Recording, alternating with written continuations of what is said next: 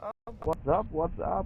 Good morning mga kabakal. Yan, kamusta tayo dyan? So, for today's video, yan. So, nandito tayo sa ating makina syempre.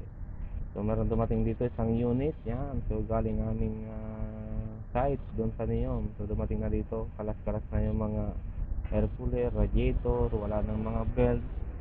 So, maaari sigurong makina yung problema nito. So yan, hindi natin ma-check maayos. So hindi yun yung ating ano ngayon, ating makina yung babaklasin. So yung meron tayong babaklasin lamang dito na napakaliit, no? Maliit na pyesa lang ito, hindi naman masyadong maliit. So napakasikip tanggalin, no?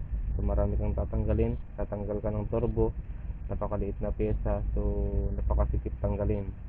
So yun yung ano, yung oil cooler dun sa baba, yun yung oil cooler. So kailangan bago matanggal yung oil cooler sa baba sa ilalim ng turbo, kailangan magtanggal ka ng turbo. So tatanggalin natin yung turbo bago matanggal yung oil cooler. Yan. So meron din kasi isang unit dito nag-sharong kuneta, nag-mix ng tubig sa kalangis.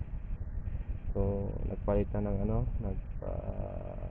nagpa-hydro test na yung cylinder head, nagpalit ng cylinder gasket. So the same pa rin, nag-mix pa rin ng tubig sa kalangis. So tamang tama, merong dumating dito kahapon na isang unit sa pares na modelo, NOC4 NO4C pala na Hino. Yan.